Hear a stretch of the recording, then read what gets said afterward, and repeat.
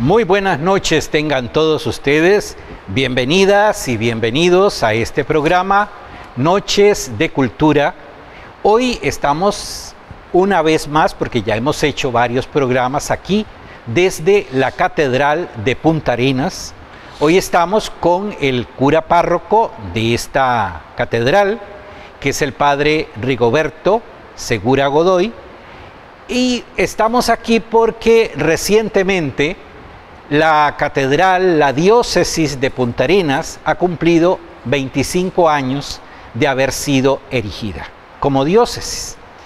Desde 1998, el 17 de abril, fue el día en que esta diócesis se erigió como tal. Y por eso hoy hemos querido venir a conversar con el cura párroco de esta catedral para hablar sobre lo que es una diócesis, para que todos ustedes entiendan, tengan mayor claridad en qué es esto dentro de la organización de la Iglesia Católica, cómo se organiza a lo interno una diócesis, cuál es la diferencia entre una parroquia, una catedral, es decir, todos estos detalles que escuchamos y escuchamos y escuchamos, pero que pensamos conocer así, pero en realidad no, el asunto es más profundo. Y por eso hoy estamos aquí con el padre Rigoberto. Buenas noches, padre, muchas gracias por aceptar la invitación y por recibirnos aquí en la catedral.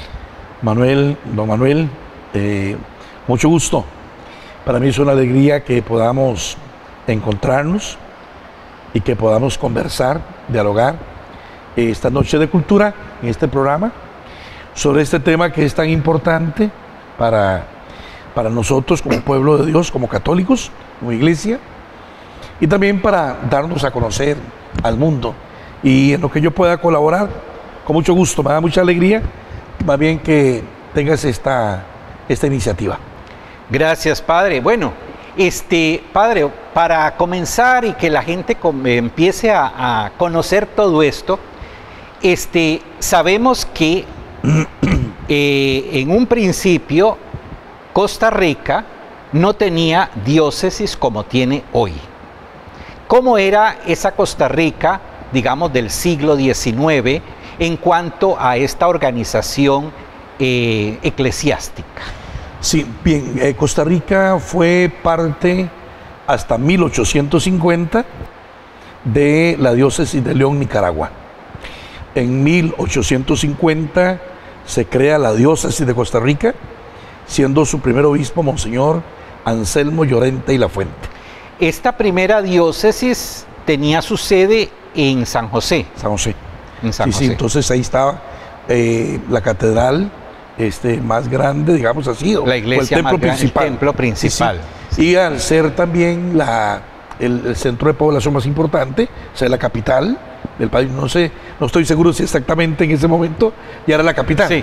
Sí, pero sí era un centro. Y entonces se establece ahí la sede de la iglesia. Y entonces todo el resto de Costa Rica pertenecía a esa diócesis. Era una sola diócesis. Una sola diócesis. Hasta que así fue hasta 1921. 1921, Roma, digamos, decimos nosotros, la iglesia decide que se divide el territorio nacional y se crea la diócesis de Alajuela y el vicariato apostólico de Limón. Y entonces, digamos, serían prácticamente 3 diócesis. Hasta 1921, que hace poquito, hace un par de años, celebramos los 200 años de esas nuevas diócesis. De esas nuevas ya diócesis. Como la conferencia episcopal, digamos así. No la conferencia, porque en ese momento no se llamaba así, pero 3 diócesis. San José, que se llama la arquidiócesis por ser la diócesis más antigua. A las diócesis más antiguas en un país se le llama arquidiócesis. Y al obispo se le llama arzobispo. Y Limón, el nombre era Vicariato Apostólico de Limón, y el cuidado pastoral dependía directamente de Roma. Los vicariatos apostólicos son territorios de misión, digamos que están bajo la custodia de Roma directamente. Y la diócesis de Alajuela, que era toda Alajuela, la zona norte del país, Guanacaste, y Punta Arenas también. Punta Arenas y esta zona del Pacífico. Ya después, en el año 1954, se crea la diócesis de San Isidro del General.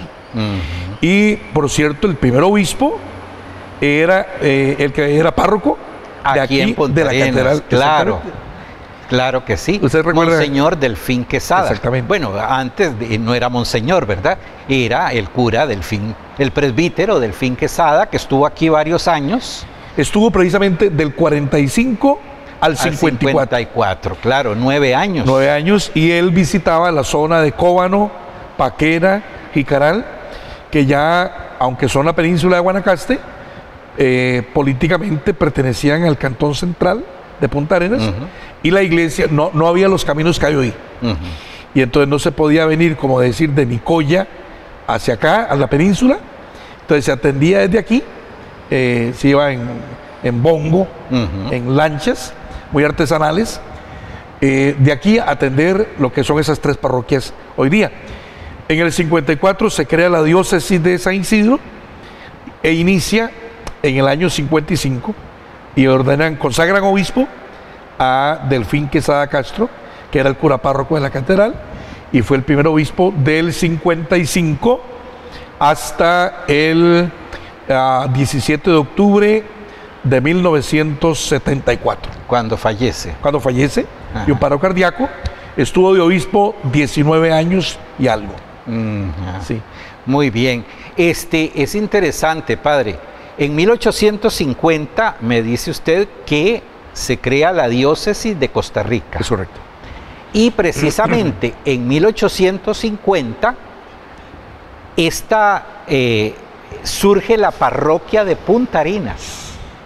Porque antes esto no era parroquia, era, no sé cómo se dirá en el lenguaje eclesiástico, pero dependía de Esparza. Sí, bueno, normalmente cuando son poblaciones pequeñas se les llama filiales. Filiales. O diaconías. Ajá. Y después se puede formar si va creciendo la población. Y también hay mayores requerimientos pastorales. Para una mayor presencia de iglesia, se crean las parroquias. Bueno, entonces en el 55 y 54 se crea la diócesis de San Isidro, y después en 1961 se crea la diócesis de Tirarán. A la que pasó a pertenecer Punta Arenas. Exactamente, entonces, siendo el primer obispo de Tirarán, Monseñor Román Arrieta Villalobos, el padre Román, que andaba de sacerdote porque él era originario de San Antonio de Belén, y estaba trabajando en esa zona de Guanacaste, primer obispo. Y la diócesis de Tirarán llegaba hasta el río La Gloria, que es el límite entre Parrita y Jacó. Entonces la parroquia de Jacó y Esparza y Punta Arenas eran de la diócesis de Tirarán. Y entonces Parrita y Quepos se quedaron perteneciendo a la diócesis de San Isidro General. Todo el cantón de Pérez Celedón, que es muy grande, ahora en Pérez Celedón hay 10 parroquias, es muy grande, y toda la zona sur. Toda la zona sur es la nueva diócesis de San Isidro el General, siendo el primer obispo Monseñor Delfín Quesada Castro. Hasta que muere el 17 de octubre del 74, y en enero del 75 llega Monseñor Ignacio Tregos como nuevo obispo ahí a la diócesis. A la diócesis, sí. Ahora, padre, ¿qué es una diócesis? Porque escuchamos la palabra, sabemos que en una diócesis hay una catedral, que hay otros templos menores, pero ¿qué es la diócesis en sí? ¿Es un territorio? ¿Qué es? Sí, entonces una diócesis es un territorio gobernado, digamos, pastoralmente por un obispo. Puede haber un obispo, pueden haber dos, o el titular y un auxiliar. ¿Pueden haber dos obispos en una diócesis? Sí, el titular y un auxiliar, o dos auxiliares, o hasta más. ¿De veras? Porque hay diócesis muy grandes en población y en territorio. Entonces, una diócesis es un territorio bajo el gobierno pastoral de un obispo. Y cuando se crea la diócesis, obviamente se le segrega a otras diócesis más grandes, y lo que se busca es mejorar la atención pastoral de ese territorio. Y entonces se le asignan unas parroquias, y el nuevo obispo, con su consejo pastoral, consejo presbiteral, y a criterio de él, puede crear nuevas parroquias. Puede crear nuevas parroquias. De hecho, a veces una diócesis empieza con 15, 20 parroquias y va creciendo, 23, 25, 30 parroquias o más. Depende del criterio pastoral de ese nuevo obispo, de ese nuevo territorio. Entonces, esa es, digamos, la organización general que tiene la iglesia a nivel mundial, la diócesis. Y entonces, cada diócesis es independiente. Y el obispo es obispo de esa diócesis y es obispo para toda la iglesia. El obispo tiene el cuidado total, pastoral, de su diócesis, totalmente autónomo, independiente, digamos así, y tiene el cuidado de toda la iglesia también, como sucesor, porque un obispo es sucesor de los apóstoles. De los apóstoles. De Pedro es el Papa. De Pedro es el Papa. Y entonces, ahora, cada obispo tiene una autoridad propia en cada diócesis. Otro obispo no se mete en la otra diócesis. Pero digamos, como en el caso de Costa Rica, que es un país pequeño, entonces todas las diócesis, que son 8, formamos una provincia eclesiástica. Y hay una conferencia episcopal. Como es un país pequeño, la conferencia es muy unida, hay mucha comunicación y mucha comunión entre los obispos. Eso ha sido la tradición en nuestro país. Entonces, hay muchos acuerdos que son acuerdos para todo el país. Y entonces cada obispo discierne la forma en que va a poner en práctica y va a aplicar en su diócesis todas esas normas que a veces son para todo el país en este caso, pero queda a criterio de cada obispo. Muy bien, de todo este comentario que usted ha hecho, hay 2 puntos que me interesa retomar. Señala usted, padre, que cuando se crea una diócesis, una nueva diócesis, entonces se segrega el territorio de otras diócesis, que fue lo que pasó, creo yo, con Punta Arenas. Punta Arenas pertenecía originalmente, a la diócesis de Alajuela. Luego se crea la diócesis de Tilarán, entonces se toma esta parte del territorio y se pasa a Tilarán. Hasta Jacó. Hasta Jacó. Sí. Y luego, cuando se crea la diócesis de Punta Arenas, se segrega, se divide la diócesis de Tilarán para formar esta nueva diócesis. Sí, en realidad, así. Sí, es así. Entonces, es correcto lo que ha dicho. Esta diócesis de Punta Arenas tiene 18 parroquias. Y somos 40 sacerdotes y el señor obispo. De las 18 parroquias, 15 eran de Tilarán. Y lo que hoy son 3 parroquias, que antes eran 2, Quepos y Parrita, que han sido parroquias muy grandes. Quepos tenía 35 pueblos. Y Parrita también tenía 40 pueblos. 35 y 40. Sí, llamamos filiales. Filiales. O diaconías, dicen en San José. O en Alajuela. Parrita, como era muy grande, 40 filiales o pueblos. El río Parrita es una división natural. Antes del río hay 20 pueblos. Y después del río hay 20 pueblos. Monseñor Hugo Barrantes decidió, en razón de mejorar la atención pastoral de Parrita, abrir una nueva parroquia que se llama Pueblo Nuevo de Parrita, el patrono San Antonio de Padua, y la Julieta, que el patrono es el patriarca San José. 20 y 20 pueblos cada parroquia. Cuando se crea una nueva parroquia, en realidad el criterio es mayor cercanía del sacerdote o de los sacerdotes con el pueblo santo de Dios, una mejor atención pastoral en cuanto a los sacramentos, la evangelización, la catequesis una mejor atención al pueblo santo de Dios. Quepos también tenía 35 pueblos, pero algunos pueblos de Quepos fueron, la gente fue migrando hacia los centros y algunos desaparecieron, y actualmente Quepos tiene como unos 23 pueblos que se visitan como parroquia de Quepos. Vamos a ir a un corte comercial y estamos de regreso aquí en la Catedral de Punta Arenas.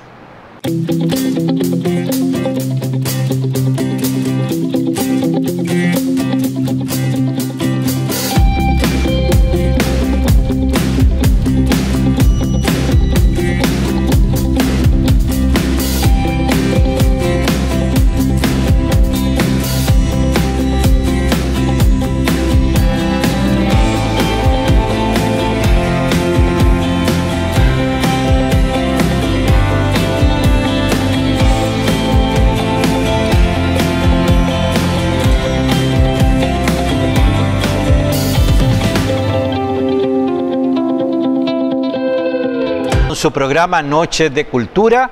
Estamos aquí desde la Catedral de Punta Arenas en compañía del presbítero, cura párroco de esta catedral, el cura Rigoberto Segura Godoy.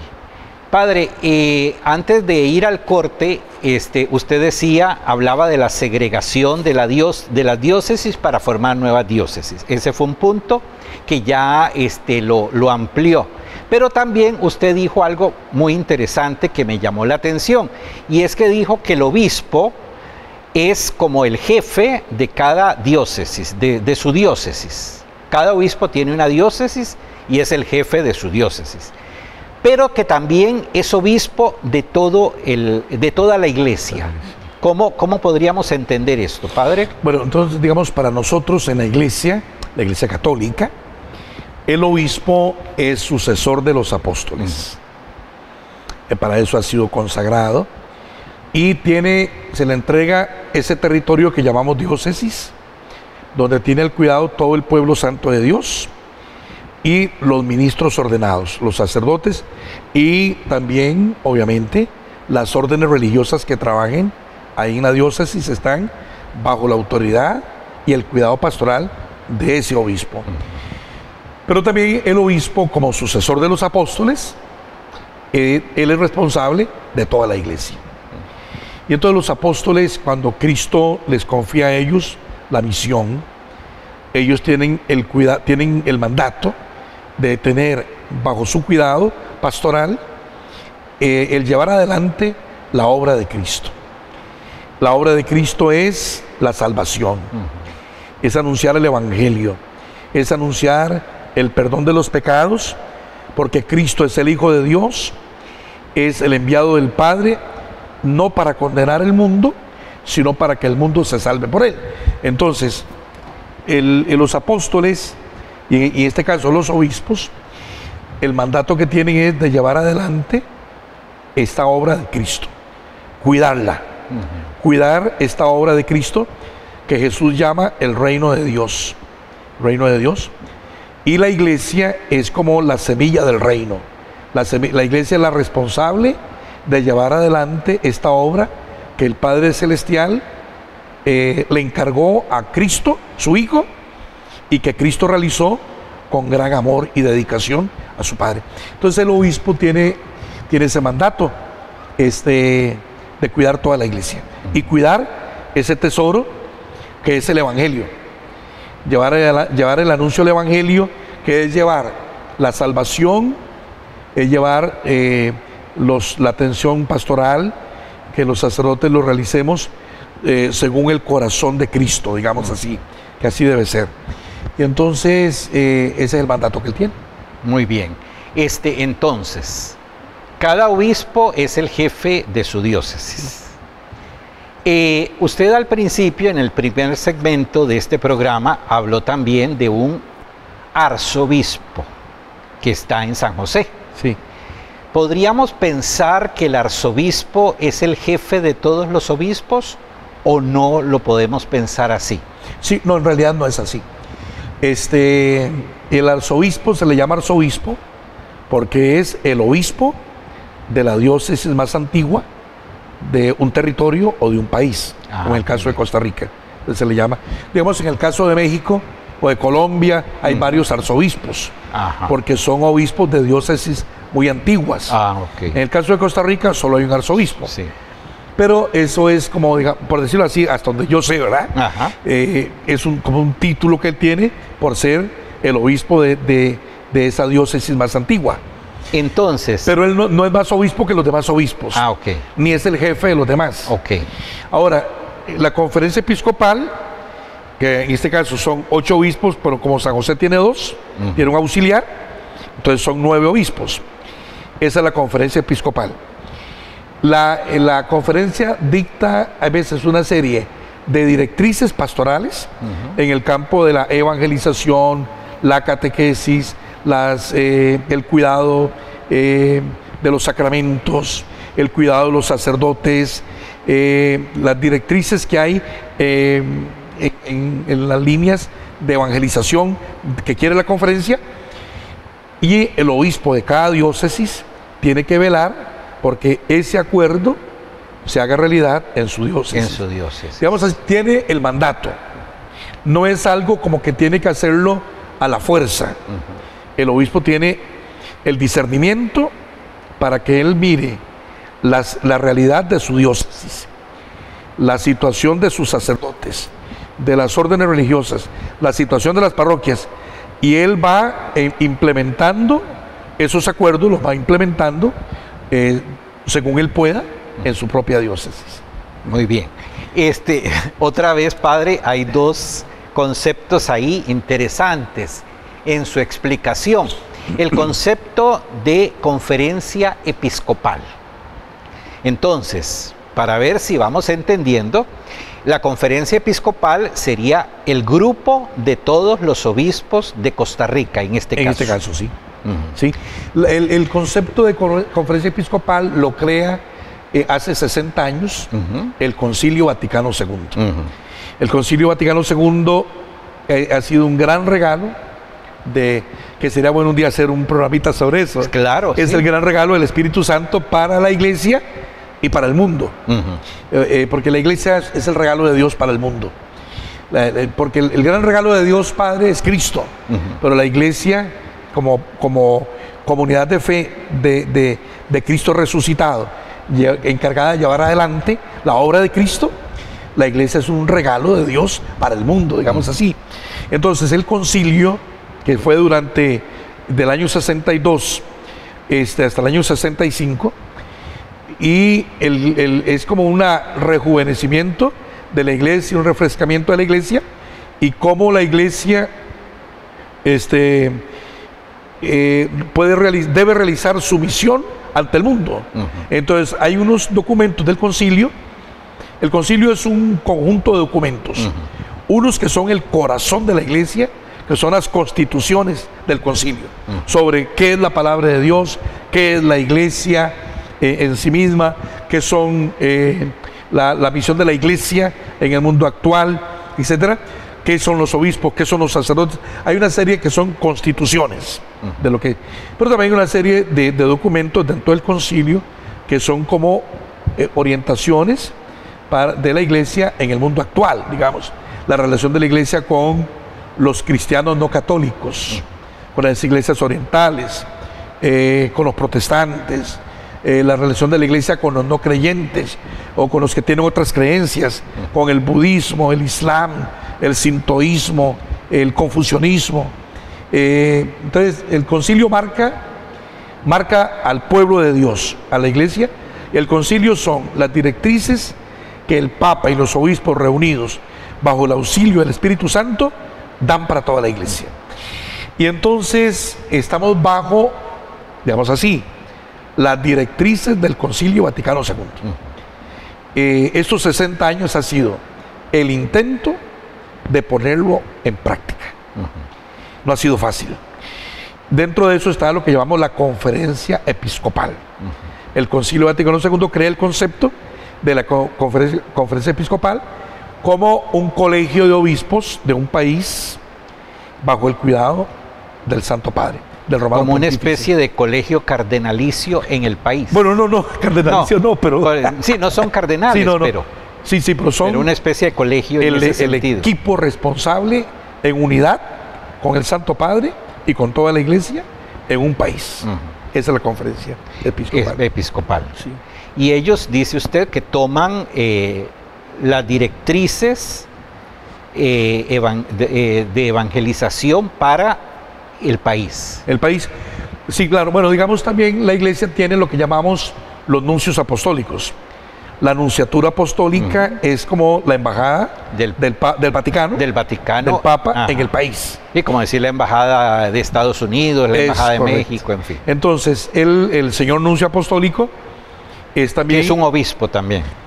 Sí, un obispo, un arzobispo, es ordenado obispo también, sí. Aunque no tiene una diócesis. Sí tiene una diócesis, pero, ¿cómo sería? Una diócesis entregada como en forma de título, algo así. Pero obispo titular de tal diócesis. Pero es nuncio apostólico en tal país. Él no realiza exactamente esa diócesis. Sí, en esa diócesis. Y el señor nuncio apostólico es el embajador del Vaticano, es el obispo que mantiene una comunión completa y total de la conferencia episcopal y de cada obispo con el Santo Padre. Entonces los obispos están en comunión con el señor nuncio y el señor nuncio tiene el mandato de que la Iglesia en donde a él se le ha asignado tenga ese cuidado, está en comunión con la Iglesia de Roma, que no se aparte y de cuidar todas aquellas cosas que debe realizar la Iglesia. Entonces el nuncio también forma parte de la conferencia episcopal. No, el señor nuncio es totalmente independiente de la conferencia episcopal. Y está también lo que llamamos los obispos eméritos. Hay una serie de conceptos, ¿verdad? El tema es muy amplio, ¿verdad? Muy bien.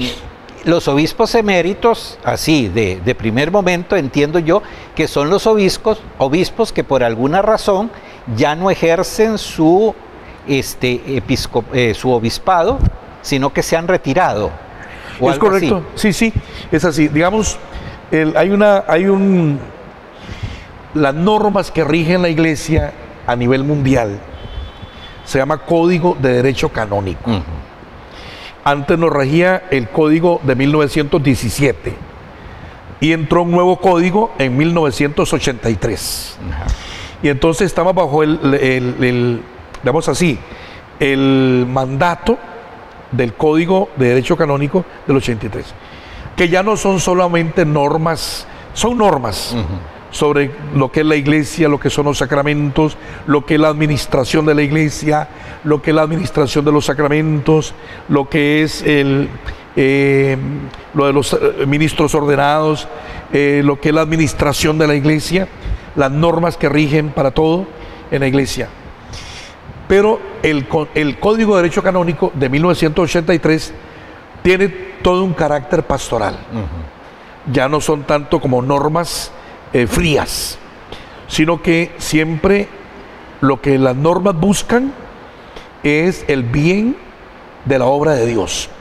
Y la obra de Dios primero es la persona humana, los hijos de Dios, que a ellos llegue la obra del Padre en Cristo Jesús. Entonces el derecho canónico, la primera finalidad que tiene es pastoral y cuidar el ordenamiento normativo, digamos así, jurídico de toda la Iglesia. Muy bien. Entonces, bueno, quedamos con el tema de la conferencia episcopal, el grupo de obispos de un país que está en comunión con el nuncio apostólico que establece la comunicación directa con Roma. Es el vínculo con el Vaticano. Con el Vaticano. Con Roma. Muy bien. Estamos en el programa Noches de Cultura. Lo estamos grabando desde la Catedral de Punta Arenas, ya que hace unos días atrás, el 17 de abril, cumplió 25 años de haber sido erigida la diócesis de Punta Arenas. Vamos a ir a un corte comercial y ya regresamos.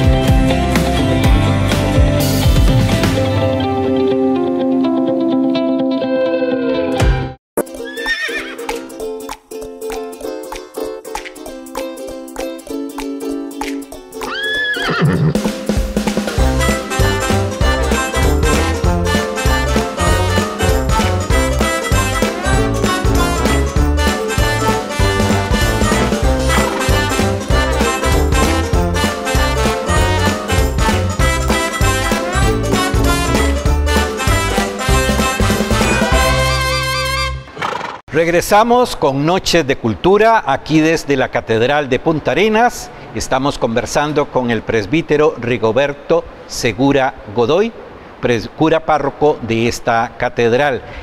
Padre Rigo, quedó ahí pendiente el asunto, al ir a los comerciales, quedó pendiente el asunto de los obispos eméritos. Sí.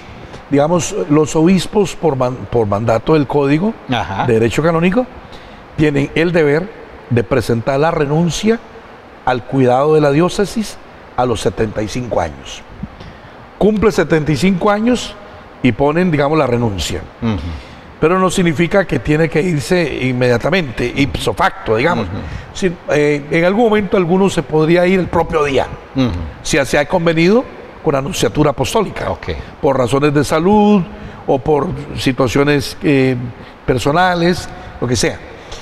Él presenta la renuncia, la anunciatura lo recibe, remite esa renuncia a Roma, y Roma se toma un tiempo, 3 meses, 6 meses, 1 año, más o menos así, para nombrar al sucesor. Y entonces un obispo también puede presentar la renuncia al cuidado pastoral de la diócesis antes de los 75 años, por razones de salud. Sí. Razones de salud, sobre todo, digamos así. Y entonces se da muy poco, pero sí se da. Y entonces es una edad conveniente. ¿Sí?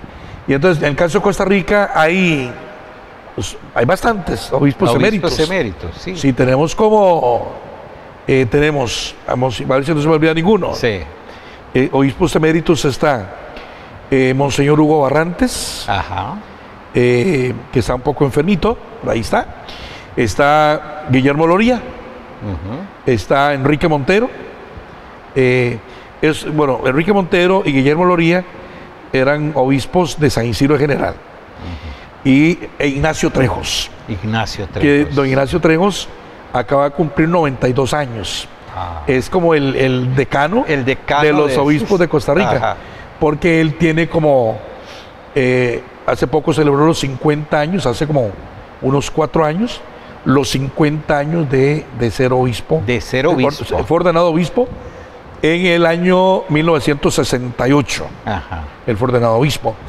Y entonces están esos 4, Hugo Barrantes, Guillermo Loría, Enrique Montero, Ignacio Trejos, está Ángel San Casimiro, está Francisco Ulloa, llevó 6, está Vitorino, Monseñor Vitorino Girardi, que era el obispo de Tilarán, llevó 7, creo que son 7. 7 obispos eméritos.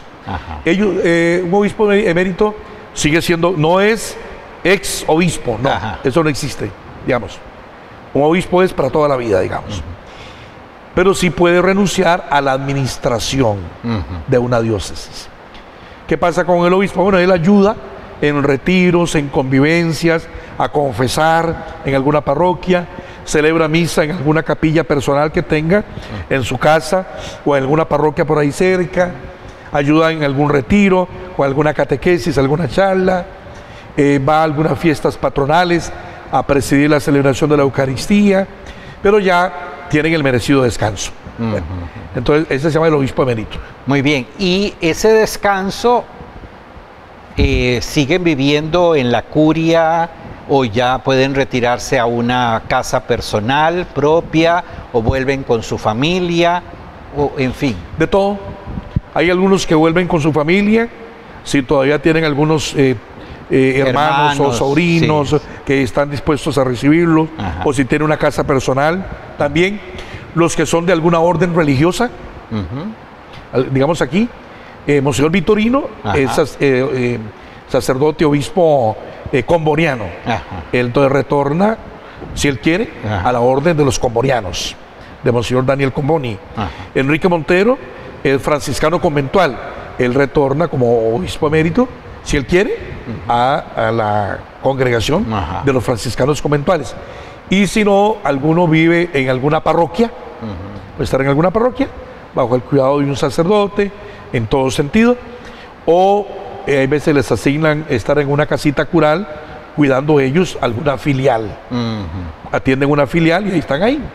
Porque la mayoría de los obispos ya están ancianos, pero tienen aquel ardor de su ministerio. Sí. Y algo que se me ocurre y que me parece interesante, al ser eméritos siguen utilizando todo el vestuario que utilizan, todas las prendas, que ahora más adelante quisiera hablar de eso. Muy interesante. La mitra sí, el solideo sí, la mitra sí. Ajá. No estoy seguro si el báculo. El báculo porque es el como que el de da poder. Digamos, el cuidado pastoral sí, del territorio que llamamos diócesis. Es el callado del pastor. El callado del pastor. Ajá. No estoy seguro, pero me sospecho que ya no lo usa. Ajá. Ya, porque ya no está ejerciendo el ministerio de cuidar directamente esa porción del pueblo de Dios. Claro. Sí, sí, es interesante. Bueno, y ya que entramos en este punto, el obispo, bueno, los sacerdotes tienen toda un vestido que usan, una vestimenta que usan para las distintas celebraciones, cambian los colores dependiendo de los tiempos de la iglesia, de si es Adviento, etcétera, ¿verdad? Si es el tiempo ordinario, en fin. El obispo también tiene una serie de atuendos.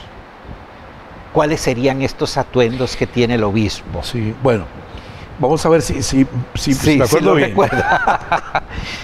Digamos, la vestidura propia del sacerdote dice el traje talar. Es lo que dice el derecho canónico. Es el blanco. No, el traje talar es la sotana. A la sotana. Sí. Pero la sotana entiendo yo que es una gruesa, ¿no? La sotana sí hasta los pies. Ajá. Sí. Pero es blanca. Digamos así, no, bueno, puede ser blanca, pero normalmente es negra. Ah, ok. Puede ser blanca, puede ser un poco beige, digamos así. Y los obispos, la sotana de los obispos tiene, los obispos también, el traje propio de ellos es también la sotana, pero eso queda, vamos a ver, es el traje propio, pero queda, hay una discreción. Ajá. Depende del clima. Depende, sí. Aquí en Punta Arenas estábamos a 42 grados. Sí. Estos días. Sí. Entonces, usar sotana aquí es asfixiante. Pero la sotana es la misma telita delgada del traje que usan para celebrar la misa. Bueno, no se usa una tela que sea digna, digamos así. Cincatex o alguna tela así bonita, fina, bonita. Y las sotanas son caras, son bien hechitas, llevan mucha elaboración, mucho cuidado, y hay costureras dedicadas a eso, y hay sastrerías dedicadas a eso. Y las hacen de acuerdo con la medida del sacerdote. Hay algunas que ya están hechas. Ah, sí. Sí. Ok. Porque hay ciertas medidas como estándar, pero casi siempre si uno quiere que le quede más o menos bonita, va y le toma las medidas y se la hacen para él. La del obispo tiene una característica que es la sotana del sacerdote es, bueno, negra, si es negra, porque puede ser beige, puede ser un color como crema. Como crema, exacto. La del obispo trae una capita aquí, que no sé exactamente el nombre. La sotana del cura él usa una banda aquí negra. La del obispo es roja. No, es un color como lila. Roja es la de los cardenales. La de los cardenales. El solideo de los cardenales es rojo. El de los obispos es como moradito. Moradito. Hay una diferencia. Pero el solideo es como una cosita que les cubre una aquí. Gorrita que se pone aquí. Sí. Pero el de los cardenales no es como un cajoncito, ¿verdad? No, entonces le ponen ahí como un sombrerito aquí. Cuando los ordenan cardenales, le ponen eso como parte de la vestimenta propia del cardenal. Normalmente no usan eso. Es como para el rito, momento. El momento, digamos así. Lo que sí es propio de los obispos es una especie de sombrero que le llamamos la mitra. Mitra. Es como un sombrero, pero tiene esta forma así. Sí. Así. Y tiene dos. Y tiene unas piecitas de tela aquí atrás. que también tienen un significado, no recuerdo exactamente qué es, pero es como lo del llevar sobre los hombros el cuidado pastoral de la diócesis, digamos así. Y entonces, y el báculo, que es el callado de pastor, de cuidar el rebaño. Entonces, pero digamos lo de la sotana, eso queda a discreción. En una región de tanto calor, más bien, a veces es difícil usar la camisita de cuello clerical. Y depende del estado de salud de la persona y el discernimiento que el obispo y el sacerdote tenga, aunque uno debería usar un distintivo. También el obispo usa lo que llamamos se llama la cruz pectoral, una cruz aquí en el pecho, grande, que también es muy distintiva de él. Como es una cruz grande, puede ser de madera o de algún metal. Normalmente no es una cruz que la gente piensa que es una cruz de perlas preciosas, de oro puro, carísimo. No. Pues eso es una cruz de madera, es una cruz de algún metal sencillo, es una cruz sencilla, y a veces el obispo de dar eso ahí, cuando es de algún metal, se debe sentir un poco cansado, y le echan aquí la bolsa también. Eso queda aquí interior. Pero la cruz pectoral es un distintivo propio del obispo. Y también usa un anillo. Es correcto, muy bien. El anillo, que es el anillo de pastor del rebaño. Ese anillo es como la esposa. El obispo representa a Cristo. Es Cristo en la iglesia. Y entonces el anillo representa la esposa del obispo, es su iglesia. Y ese es un anillo con ese carácter pastoral. Él es el pastor del rebaño. Sí, y también, digamos, cuando el obispo es ordenado o es consagrado, obispo, él escoge esta mitra, ¿verdad? O el diseño de esa mitra. Sí, digamos, se puede decir cualquiera de las dos palabras. La que más se usa es consagrado obispo, pero significa ordenado también. Consagrado, ordenado, tiene como el mismo significado. En la iglesia, digamos así, pero siempre la que más se usa es consagrado obispo. Sí, ordenado es como para el sacerdote, es como el primer paso. Sí, digamos. De hecho, el sacerdocio ministerial tiene 3 grados. El tercer grado, que es el diácono. El segundo grado, los presbíteros. Y primer grado, el episcopado. El obispo ya. Si tiene la plenitud, decimos nosotros así, la plenitud del sacerdocio, el obispo. El diácono es el que ya puede venir a ayudar a un templo, ¿verdad? Que ya está próximo a ser ordenado. Sí, el diácono es un sacerdote en grado de diácono.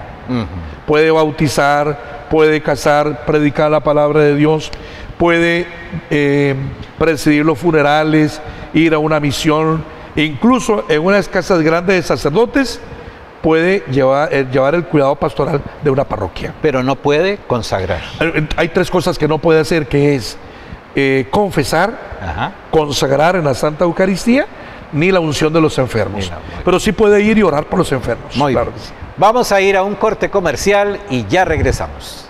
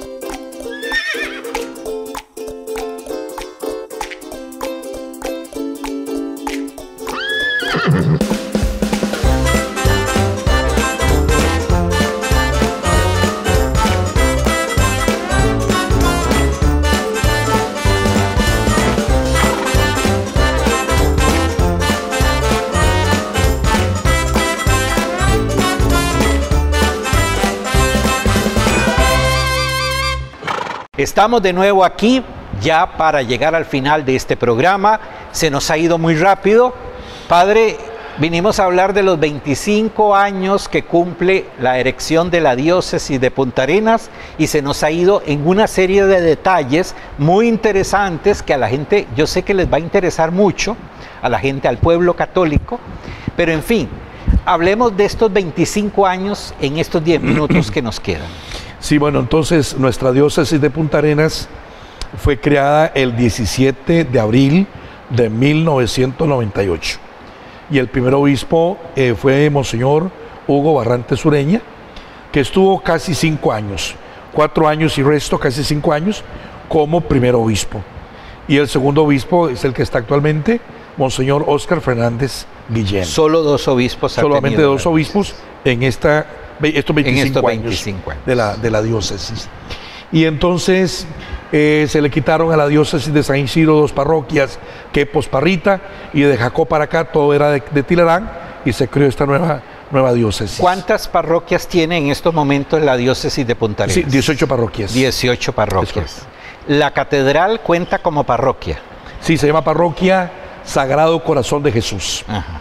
Y entonces, bueno, hemos celebrado ahora, el pasado lunes 17 de abril, el 25 aniversario.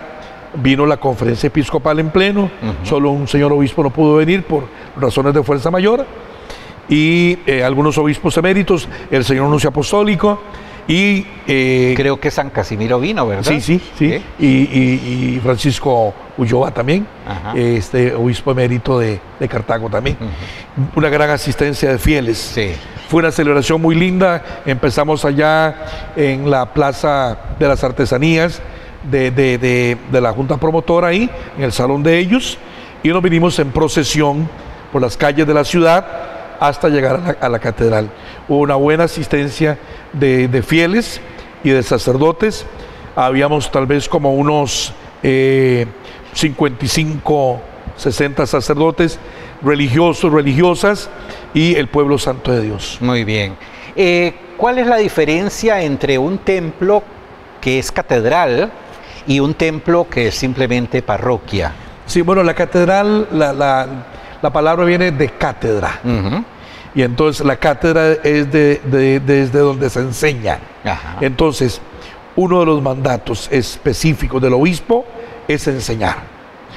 Eso también es para los sacerdotes. Claro. Que es gobernar, que es enseñar la palabra, el cuidado pastoral del pueblo de Dios. Y entonces, de hecho, en las catedrales está la sede del obispo, que solo el obispo de la cátedra, solo él se sienta ahí. Si un sacerdote se sienta ahí, digamos así, no es que, yo no sé si vale decir está prohibido, porque no es nada a la fuerza, pero no debe sentarse ahí. El que se sienta ahí solo el obispo titular, digamos así, porque él tiene ese mandato. Entonces esa silla no se usa. Solo la usa el obispo. En todas las catedrales está, pero no se usa. Solo la usa él. Solamente la usa él cuando él preside. Y entonces de ahí viene el nombre de catedral, que es el templo mayor. Costa Rica tiene 8 catedrales.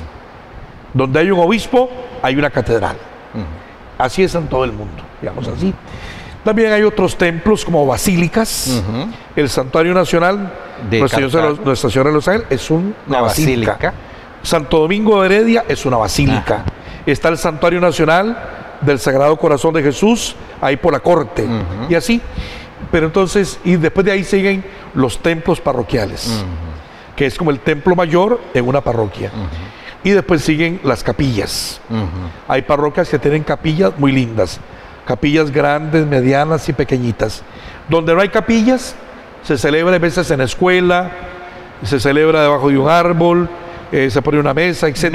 No se exige que el lugar sea consagrado, donde se celebra. Donde se pueda, donde los templos deben estar consagrados. Sí, los templos dedicados, consagrados. Pero si se celebra en un campo, en una escuela. Sí, no hay. Antes los misioneros o los sacerdotes andaban en el maletín la piedra de Ara. La piedra de Ara, claro. Que es una piedra que tiene ahí reliquias de los mártires o de los santos. Sí, que generalmente está en los altares. Exactamente. ¿Verdad? Todos los altares tienen una reliquia. Tiene la piedra de Ara. La piedra de Ara. En el centro. Y antes algunos sacerdotes los asaltaban para robarle la piedra de Ara, porque la gente pensaba que tenía poderes mágicos. El poder que tiene es el poder del amor de Dios. Ese es el poder que tiene, de la salvación, nada más. No tiene poderes mágicos como la gente piensa, para que me cure un maleficio, porque los maleficios no existen, digamos, o para que me pegue los tiempos a la lotería, nada, eso no es. Y entonces, hay templos pequeñitos, y en realidad ahora el templo somos nosotros mismos. Es cada uno. Cada persona es templo de Dios. Y ahora el templo material es importante, pero no es lo más importante. Por ejemplo, tal vez para que los puntarenenses sepamos, en esta clasificación, catedral, basílica, templo parroquial, ¿qué sería la iglesia del Carmen, el templo del Carmen, el templo del Cocal? Sí, bueno, entonces están las parroquias, y entonces se escoge el templo central o principal, y ese es el templo parroquial. Quepos tiene uno, Parrita tiene otro, Pueblo Nuevo, Jacó. Y también están lo que llamamos, antes se llamaba coadjutorías territoriales, antes. Ahora se llaman cuasiparroquias.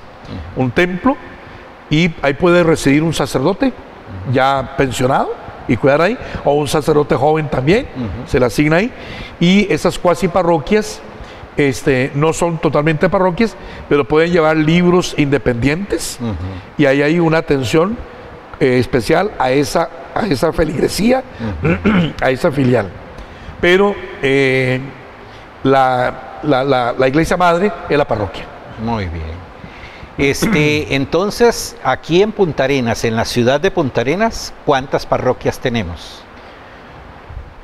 No solamente la catedral. Solo la catedral. Bueno, y el barrio El Carmen. El barrio El Carmen también. El barrio El Carmen era una filial de la catedral, pero en un momento se creó como parroquia. ¿Y para crearse como parroquia necesita algún número de población, de habitantes?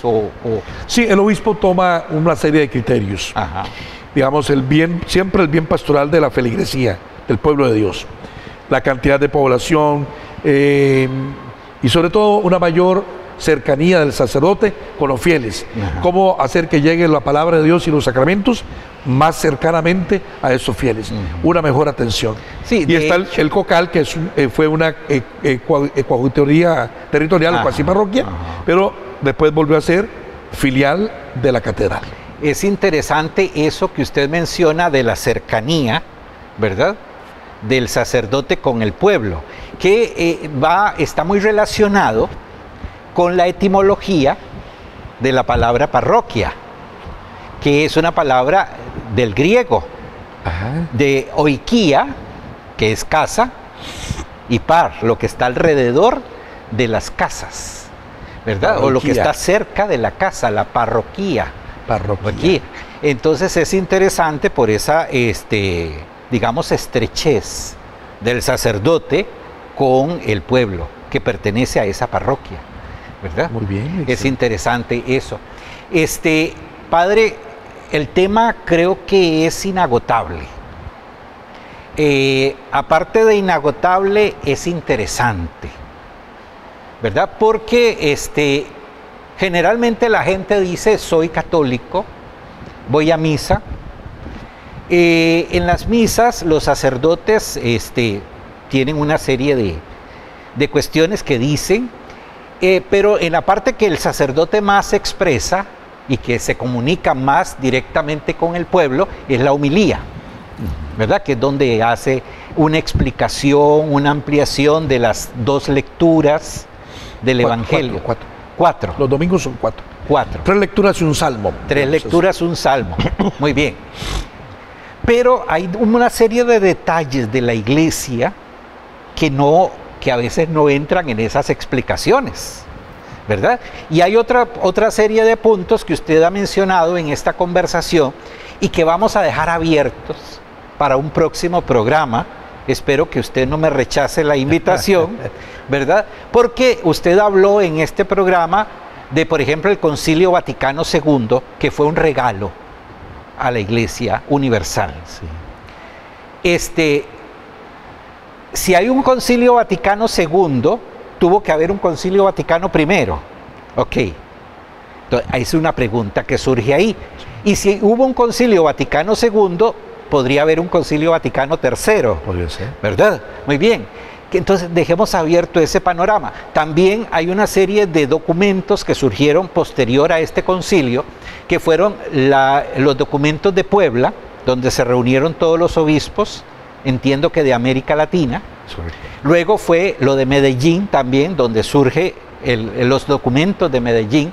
En fin, hay una serie de cuestiones que están relacionadas todas y que vamos a dejar abierto en este programa para un próximo programa de Noches de Cultura, porque la religión es una de las partes muy importantes de la cultura de un pueblo. Muchas gracias, Padre, muchas gracias a ustedes por estar en este programa. Muy buenas noches y los invitamos al próximo programa para que veamos todas estas cuestiones que quedaron aquí pendientes. Buenas noches.